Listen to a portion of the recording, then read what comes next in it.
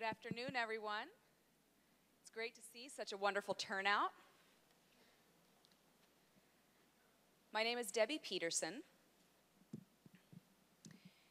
and Michael Canali, the chair of the NIC task force, is unfortunately able to attend this afternoon. And again, I'm going to blame the airline, just like I did yesterday. He may be stuck midair somewhere. So I am here in his stead to introduce you to the NIC Task Force Forum this afternoon. And again, it is a true pleasure to see such a good turnout.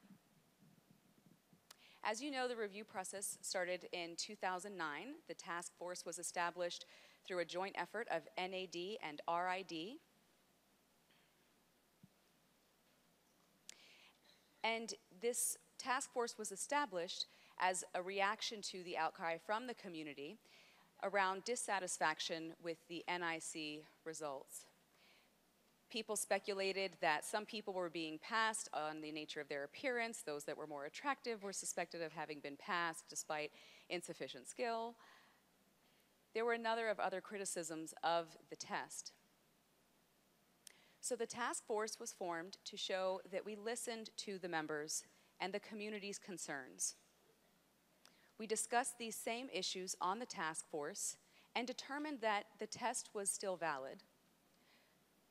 However, we wanted to be sure to satisfy the community.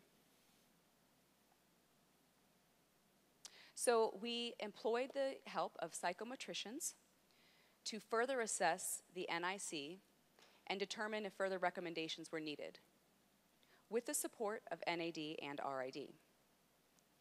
Over these past 2 years, people have worked diligently to make sure that you all know that your concerns were heard, and there are adaptations to the test that will be announced today and that will take us into our future. With that, I will turn the floor over to Kelly. So I'm Kelly Flores. And with Debbie's help, she and I are co-liaisons to this task force. This experience of working on the NIC task force has been quite amazing. To work with Buck Chafee, who is the president of the group helping us, and Caviar Group, and to see all of the technical advances that have happened in our testing system. It is quite thrilling to see.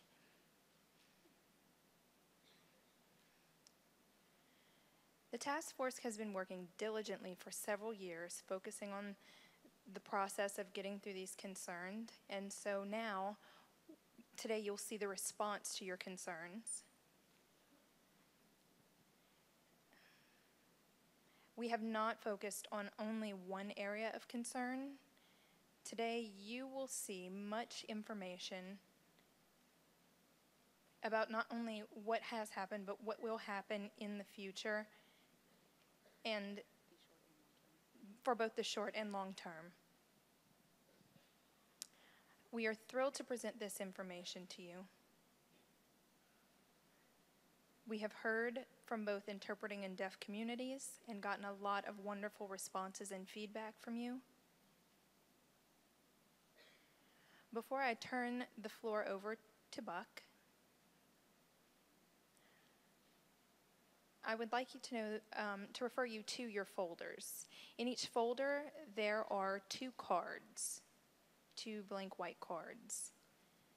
These cards are for you all to document your questions during the presentation. Buck will stand up and explain a lot about the system under which we've been working. Please make sure to document all of your questions.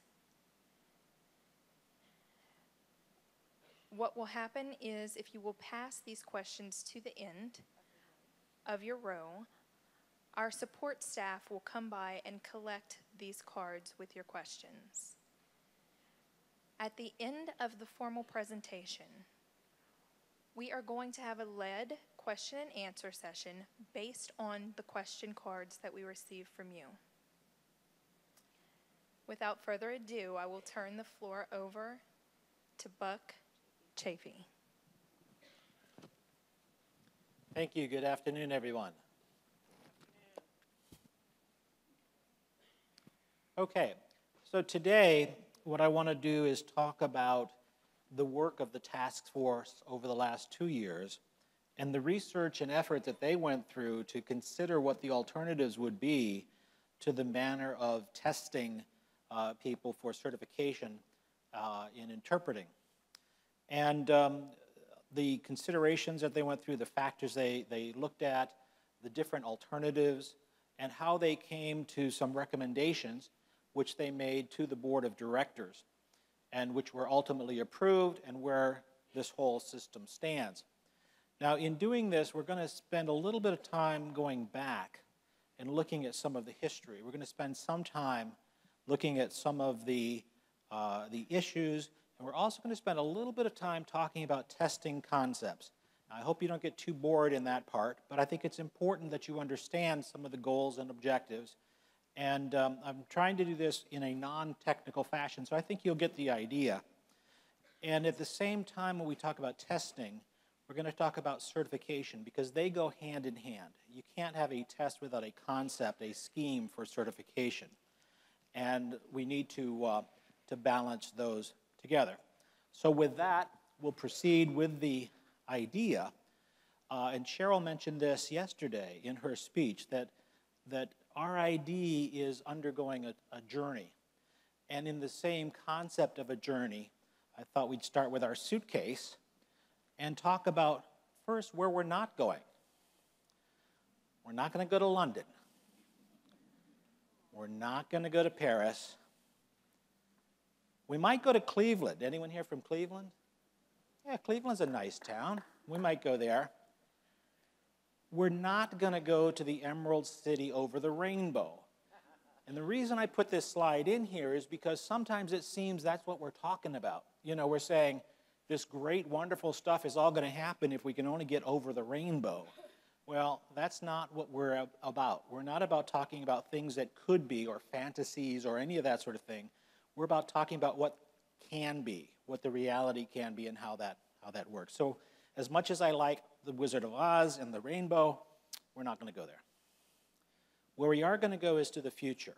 We're going to go to the future of RID certification, the NIC credential, the additional credentials that will come out of this process, and how candidates and consumers will ultimately benefit from the transition that we're undertaking. So, the questions that you must be asking that I always ask are, who's going to do it? Why is it going to be done?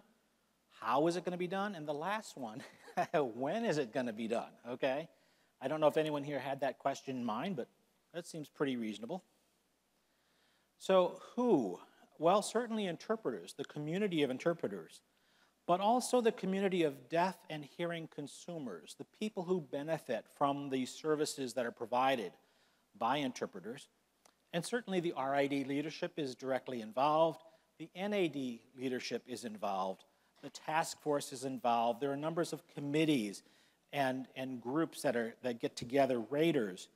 And the reason I want to mention all of these is because I want you to remember that there are going to be many opportunities for people to participate at various levels through this process. So these are just some of the groups. Certainly the RID staff will be there. And then the last one, the caveat group. Well, who in heck are they? Well, they are me and our company.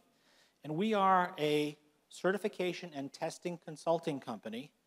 And we have experts in a lot of varieties of the aspects of testing. That includes test design, survey design, statistics, psychometrics, facilitation, editing, all of those various things. This is my background. I am the president of this group. I have 30 years in testing and certification. I started out being responsible for the licensure exam for architects in the US and Canada.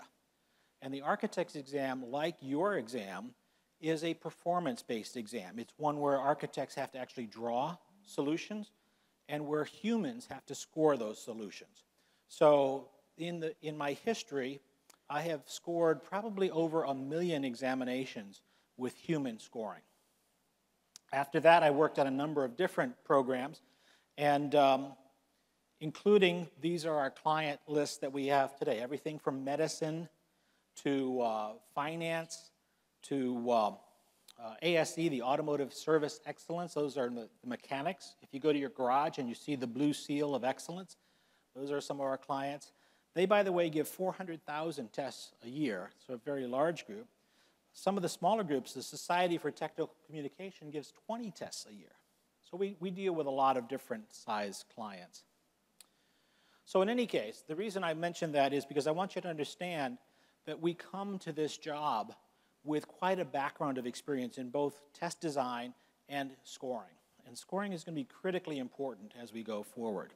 So the question is why? Why is RID doing this? Why are we talking about changing the testing program?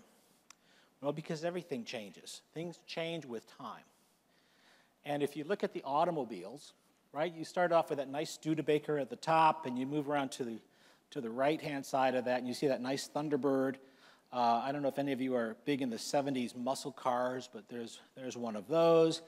And then you come around to the left side of the screen, and you see the cars of the future. Things change because there's advancements in technology, in concepts, in materials, in processes, all that sort of stuff. And the automobile has changed over the time to be safer, longer lasting, fuel efficient, comfortable, all of those things.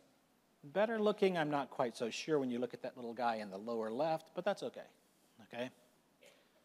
So things change. And like automobiles, certification programs change. And the reason they change is because there have been advancements in the thinking of testing.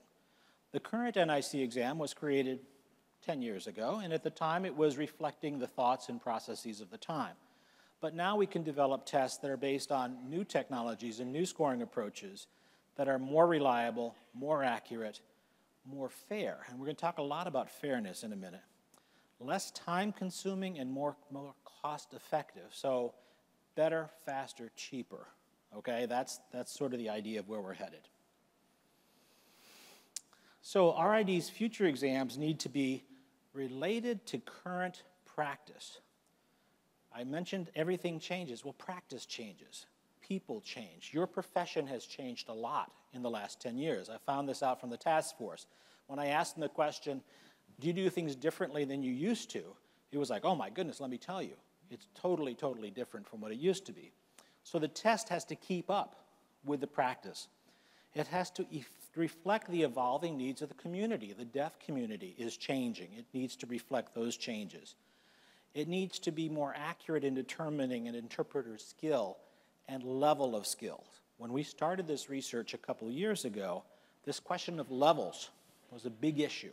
And I'm sure it still is a big issue. And we're going to talk about how you build tests so that you really can tell people, this is what you can expect. This is what you're going to get if you hire a person with this distinction. Reliability, we're going to talk about what that really means. There's some words, by the way, that get kicked around a lot. Validity, reliability, fairness. We're going to talk about what they really are. Scored by more raters with less bias. Debbie mentioned the idea that some people were concerned that maybe how attractive the candidate was would influence the person scoring. The fact is, people come with bias. Humans have bias built in. So our job is to design systems that minimize and get rid of that bias in the process. We can't stop bias from happening. We can stop it from affecting the test. So we need to score it faster.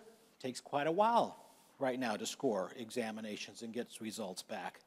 And we need to be more efficient about the process. So this may sound like over-the-rainbow stuff, okay, but it's not. We're going to actually go here.